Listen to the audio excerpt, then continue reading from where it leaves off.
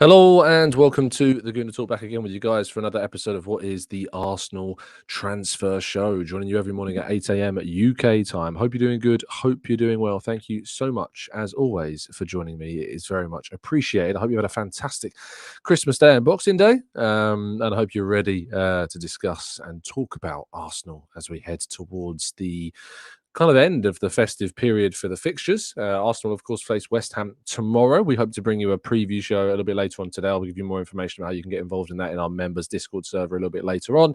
And of course, we'll be looking ahead to then the away fixture just a few days later on New Year's Eve against Fulham. Thank you so much, guys, for everyone that continues to tune in. Very much appreciate your time. If you haven't already dropped a like on the video or subscribed to the channel, please make sure that you do that. It would be very much appreciated. So yeah, this is easy and as simple as that. So let's say good morning to you guys tuning in live. We got Peekahoo, Rich, Black Shine, Jose, Kaiser, Old Dave, Brad, Barry, Matt G, Paul, Temi, Red Star, Junior. We got CT, Olawale. We got NSW, Leopold, Stevie, Trader Mike. We got NSW, Damien. I think I've said a few people twice already.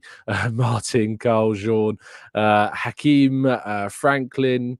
Thank you to everyone tuning in. It is very much appreciated. And yeah, I had a person message me yesterday saying, Tom, every single morning I have to resubscribe to the channel because for some reason YouTube unsubscribes me. I don't know why that's happening. I didn't have an explanation for them. I know a few people have actually said that to me before. So just do a quick check and glance to know that YouTube has not mugged you off in some way. But yes, it's certainly worth doing that. But thank you to those that continue to support us, and I hope you're doing good and well.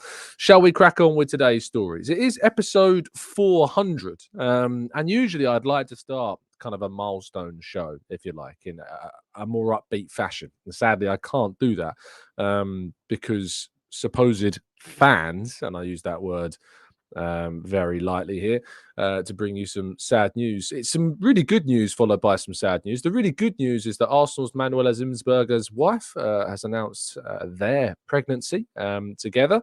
So a massive, massive congratulations to those who got married earlier this year as well. It's always nice to see an Arsenal player celebrate a life milestone. Unfortunately, however, the reaction and the response to this by so-called Arsenal fans was not very nice indeed. I was scrolling down my Instagram feed yesterday and spotted the announcement being spoken about. I think it was AFTV's post, and in the comments section, yes, I can see your brain cogs turning already and saying, Tom, why did you even look at the comment section? It's because I was curious. The reason was simple as that. I was curious to seeing what the reaction was, whether if we've grown up, if we've moved on, if we've matured as a human race. And sadly, no, we haven't. The abuse that was there was persistent and frequent and horrific. And I'd just like to raise this point because continually I'm left messages on this channel about, Tom, why are you talking about women's football as a starter? But to see Manuela and her wife face such abusive comments was horrible. And you have to look specifically and ask the question, what type of loser takes time out of their day to do these horrible things? I don't know. I'm sure plenty of you don't know. But if it is entering your mind that your task that day is to signal or kind of single out this part of the world, just stay quiet. If it bothers you, just stay quiet. It's as simple and easy as that. And if you don't, and you see people doing this, please do report them to the relative authorities as soon as possible. Now, we need to talk about the Premier League results that happened yesterday as we go into more upbeat territory to some degree. There were some really good stories from yesterday's Premier League games. First of all, the late game, Unai Emery went full Unai Emery. Manchester United beating Aston Villa 3-2, despite the fact that Villa went 2-0 up in this game. Manchester United coming back in the second half with 3 goals, including one from Rasmus Højlund. Of course, we won't be seeing the memes maybe as frequently as we've been seeing them over the last few weeks or so. And 2 goals from Alejandro Garnacho as well. Seeing Unai Emery punished for playing in such a naive way to go in 2-0 up, to take that lead in the second half and then just kind of accept it, but still play with such a high line in some cases as well, and just giving Manchester United the opportunity to play in that way. I saw a few people tweet, why is Alejandro Garnacho able to get in behind so easily, whereas we see Gabriel Martinelli struggle so much? And there's a really simple answer to that. First of all, did you watch the Arsenal-Aston Villa game? Did you see Gabriel Martinelli getting in behind so frequently? Because I did. And I think that we've got to come to expect now that against certain teams, we'll be able to get some joy in behind. But unless the player takes the initiative like Garnacho did in this game, you're not going to be able to see that same level of ability as frequently, because Arsenal go up against more low blocks. And it's pretty much as simple as that to understand why Gabriel Martinelli isn't running in behind like we saw Garnacho do yesterday, because we're not able to do that against as many teams. Newcastle being beaten at home 3-1 against Nottingham Forest. Big win for them, and a big hat-trick for Chris Woods. Bournemouth won 3-0 against Fulham in a game in which Bernd Leno has been at the centre of a controversy, being videoed pushing a ball boy. Not a good look at all. Can't say I'm privy to all the information about what led up to that point. I can imagine it maybe was something similar to the Eden Hazard situation, but no matter what the situation is, you don't do that. Very disappointing indeed to see that. Sheffield United losing 3-2 against Luton Town. An amazing twist and turn as Luton went 1-0 up, and then Sheffield United took a 2-1 lead. And then Luton Town coming back with 2 own goals in as many minutes to secure a 3-2 win in a huge game down at the bottom, which leaves Rob Edwards' team brilliantly positioned to try and secure safety at the expense of a number of other sides down at the bottom. Liverpool, though, in the key game that affects Arsenal the most, beating Burnley 2-0, and goals from Darwin Nunez, of course, and I think Diogo Jota with the second, who returned from injury to secure that key win for them. Arsenal will have the chance to respond and go clear of them at the top again of their home game tomorrow against West Ham. Tonight's games, we've got Brentford against Wolves at 7:30. We've got Chelsea against Crystal Palace in a game they absolutely have to win. If they don't beat Crystal Palace at home, could it be the end for Mauricio Pochettino? I guess we'll have to wait and see. And then obviously another game that is really important in Arsenal's title hopes, Everton against Manchester City. Very intriguing games indeed. Right, moving forwards and into the transfer news of the day. Arsenal, according to A Bola, the Portuguese outlet, are said to be leading the race for Goncalo Ignacio. Sporting fear losing him in January. The centre-half is a very highly rated player and, of course, has that €52 million release clause. I've said before, I can't see Arsenal paying that much for Ignacio. For Ignacio at all. I'd be very surprised if we spent that much on a centre-back, but I guess we will have to wait and see if Arsenal do indeed move for a centre-half. I know that a defender, as I've been saying to you for some time, because I know a lot of people have wanted to see us go for a striker, but I've been telling you that midfield and defence are higher up in the priority list for the club. It's not surprising to see them linked so heavily to Ignacio, a player that has been on the club's radar, it seems, for quite some time. But he's very good. And certainly higher rated in terms of his performances than some of the other defenders we brought in, like Jakub Kiwior, who was very much a left field player. Ignacio has been courted by some of the biggest clubs around Europe already, and Arsenal would be signing one of the most exciting defenders if they were to get hold of him. Of course, if the links continue and persist, we will be doing a tactical breakdown on him very soon. And finally, another story to talk about, the fact that Pablo Maia, player for Sao Paulo, Brazilian, any chance of Arsenal signing him, despite rumours in the last few days. There was reports coming out from specific outlets that I'm not going to give the credit to here, because Jorge Nicola, who is the Brazilian-based journalist, has said that speaking with the player's agent, Arsenal have not even made a single inquiry about his client. So despite these reports that we've been seeing, and I've been telling you, for those that asked me in the chat box, that the sources weren't that good, the agent coming out here to completely rubbish those links with Pablo Maia. So that should give you some closure on that particular story as well. Right. Shall we go into the second part of the show? I think we should. We'll tackle some of your questions and more right after this.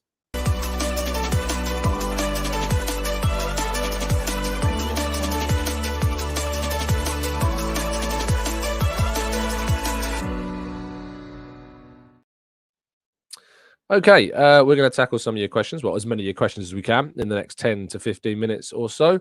So let's go to Prog Piglet, who says, James McNicholas, there's a reliable source, one that we can credit, of The Athletic, saying that we're interested in Yoel Heto and potentially Martin Zubimendi and Pedro Neto in the summer. All players that are certainly on Arsenal's radar. Heto has emerged in more recent weeks as a very exciting young defender that is in the mould of Urian Timber, but more for the left hand side. Zubimendi, of course, we know has been linked for Arsenal for quite some time, as far back as January of this year, and potentially even just further back than that. And Neto, we know for some time has been very much on the Arsenal transfer target list, and so Arsenal could indeed move for any or all of those three in the summer, depending on what they do in January. Fahim says, is it possible to be dross and top of the league? If you need to know the reference there, just go watch the end of yesterday's show. It was fun. It was very fun indeed. Peter says, Tom, who will we probably lose to the African Cup of Nations, and which positions would be your most important to fill? Well, obviously, Thomas Partey and Mohamed El Neni are expected to travel to play for Ghana and Egypt, respectively. We'll also be losing Takahiro Tomiyasu upon his return to fitness to the Asia Cup as well. So 3 players are expected to be lost during the period of that tournament, and we wish them the best on that tournament. I hope they succeed and do really, really well and return to the club, of course, injury free. But in terms of the positions that are most important to fill, I think there are 4, potentially 5 still that we could strengthen. Obviously, a forward, I think a versatile forward would be great. A midfielder, a box to box midfielder. And then I think there's space for at least maybe 2 defenders. We are much shorter in defence than people give Arsenal credit for. Arsenal and Arteta in particular are very, very well aware of the fact that we are very short in defence. So it is certainly one to keep an eye on, that the defence will be an area that Arteta and Arsenal, I think, will be looking for. They won't want to repeat of Saliba and that injury situation we had last year. They will want to make sure that they tackle that as soon as feasibly possible. Lee Bowley says, Tom, do you see Smith Rowe having a future at the club, or have injuries scuppered his Arsenal career? Well, Kai Havertz is, of course, suspended. Get that right, for the game against West Ham, meaning that Arteta has got a choice to make as to who he should start in that left 8 position. I think that there is a good chance that Smith Rowe could be that player. The other option, of course, is Jorginho to come in and Rice play where Havertz has been playing. It is going to be intriguing. I think that there is more of a chance that Jorginho comes in because of the Kudus versus Zinchenko or Bowen versus Zinchenko reality that might mean having Rice on the left-hand side might be a little bit more beneficial for Zinchenko to help cope with that situation.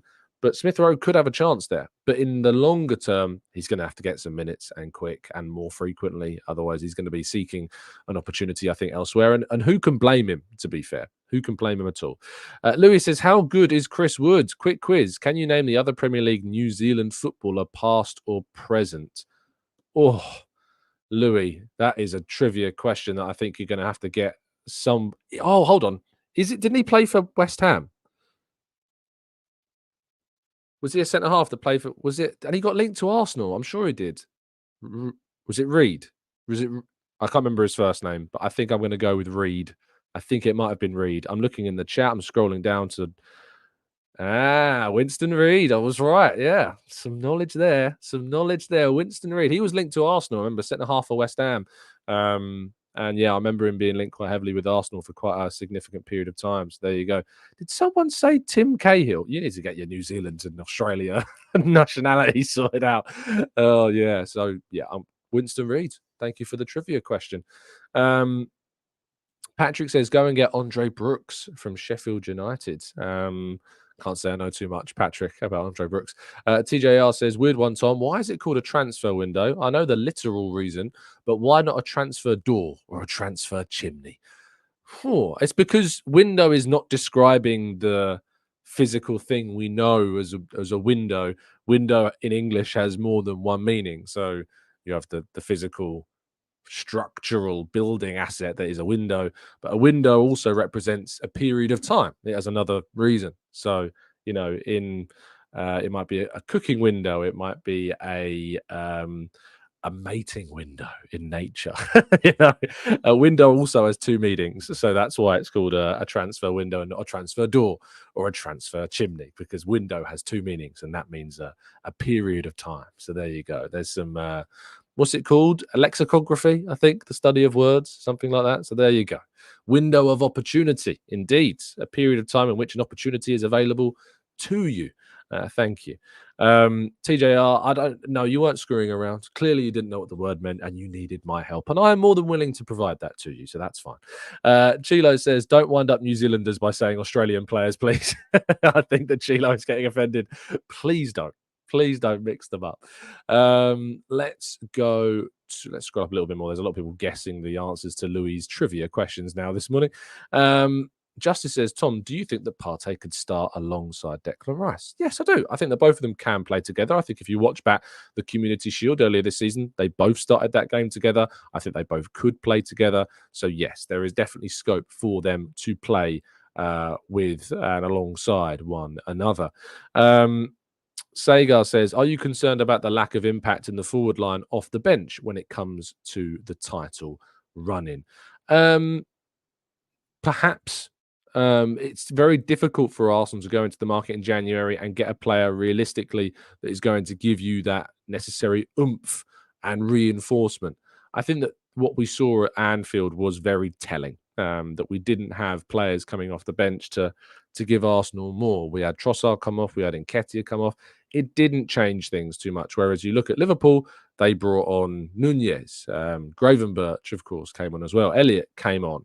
And despite them not having enough to win the game, there wasn't, there wasn't as much oomph, if you like, as maybe we've come to expect from an Arsenal bench of past seasons. But you'd have to go quite far back to find that, I think. So that's why I think there is scope to bring in another forward as well. And Jack's like, Elliott? Yes, that Elliott that scored them that pivotal goal at Crystal Palace after he came off the bench. Harvey Elliott. So that's who we're talking about there. Elliott from Arsenal Vision did not come on. Indeed. It was a very, very different one. Jabu says, do you think Partey can play right 8/10 and Odegaard on the left? I really like Rice at the base of the midfield. I don't think so. I think if you're going to play one of them further forward, it's going to be Rice. I think Partey is more kind of blinkered, if you like, and set in that channel of playing specifically in the deeper midfield position. So I think, no, we're much more likely to see we're much more likely to see that. Jack says Elliott is mid, we have better subs than him. Well, you say that and that's fine, but Liverpool still had him come off the bench in key games this season and he's provided an impact for them. So whether or not your opinion of whether he's mid or not stands true, it's still the fact that they were willing to bring on Elliott and Gravenberch and Nunez in that game. And we had Emile Smith-Rowe on the bench, and you're saying we have better subs, and we didn't bring them on. So it's not about matching up player for player. It's about how willing the manager is, how much the manager is trusting those players to come on and make a difference. Tizer said, hi, Tom. I saw a stat that's saying that Saka had only scored twice in 25 away games. Do you think this is concerning? I guess it's an area of development for him. I wouldn't say it's concerning. When a player's got nearly 20 goal contributions at the halfway point of the season, am I really too concerned about Bukayo Saka's form? I'm not really. I'd say it's an area for development that we'd like to see him improving. This is somebody that scored at Manchester United, in a game this last season, of course. Trying to think about the impact he scored at Chelsea, of course, in the win we had there last season. So, yeah, I'd say no. I'm not particularly concerned at the moment about that. Sega says, with Tommy and Timber coming back, would you prefer we overpay for Tony in January or go for a cheaper option and wait for Osimhen in the summer? I think you know my answer. It won't be like, Tony, even talking about him, Tony is not worth the money that we should pay for him. I've talked about this before. I was discussing it in the comment section yesterday. I'd also like to just lay out, when I talk about Eddie Nketiah's statistics alongside Tony, that isn't me sitting here and saying that I think Eddie Nketiah is Arsenal's future. For me, I think Eddie Nketiah is better placed leaving Arsenal and moving to a club where he's going to start week in, week out and start delivering on the potential that he has. and Arsenal go out and sign a striker that they think can compete and potentially even one day succeed Gabriel Jesus. It is my opinion that Tony is not that player, and I often use the statistics of Nketiah to prove the reasons as to why I think we should be investing elsewhere. So please don't misconstrue whenever I reply talking about to be the guy for the future. It's me suggesting, it's me simply pointing out to those that feel that Tony is the right guy, that actually his numbers aren't wildly better at the metric level compared to what we already have coming off the bench. You can always talk about, oh, he got 20 goals last season, but actually he got 14 non-penalty goals.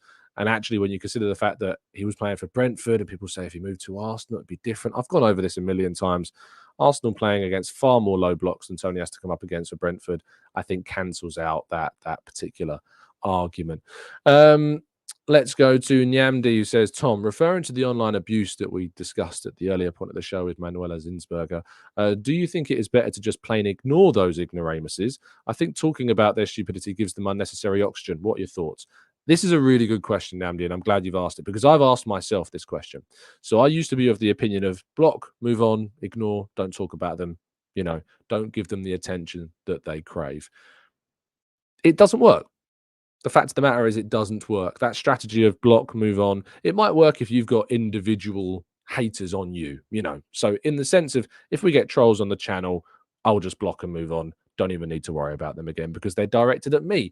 But in the wider context of bigger problems like homophobia and sexism and racism, etc., blocking and moving on does not solve that problem. So I think it depends on the context of the situation. So I think you're right to ask the question.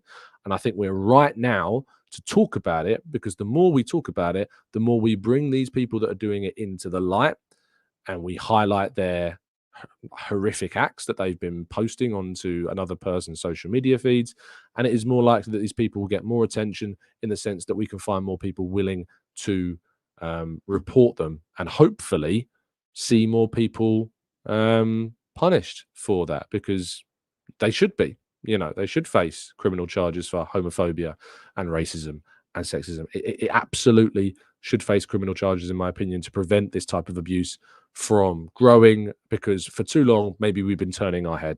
Maybe we've been turning away from these issues. And I think that it is reporting them, bringing it into light, and as we try to do here, provide the education to those people to understand why what they're doing is wrong and move forward from there. So I hope, Namdi, that answers your question. Maximir says, Tom, I think education is what is more important. They may not know why it is wrong, what they are doing, and blocking and moving on doesn't help us as a society. And I absolutely agree with that.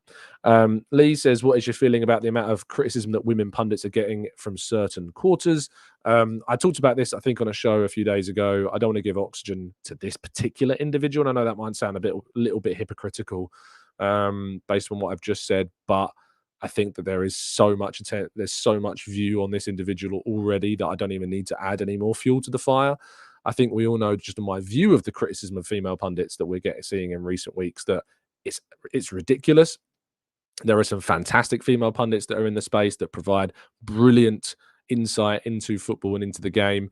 And I just, I think it's very obvious the insecurities and the sexism that is rife when criticizing the female pundits that are fantastic what they do. Emma Hayes is one of the best pundits. I know that she's in work, with Chelsea, of course, and we move into the US, I think, at the end of this season. But when she did her punditry on the 2018 World Cup, it was some of the best punditry I'd ever heard during a tournament. So, yeah, it's ridiculous, is what it is. Alex says, it needs to be addressed. It's not giving them oxygen. Education is more important than ignoring the issue. Absolutely.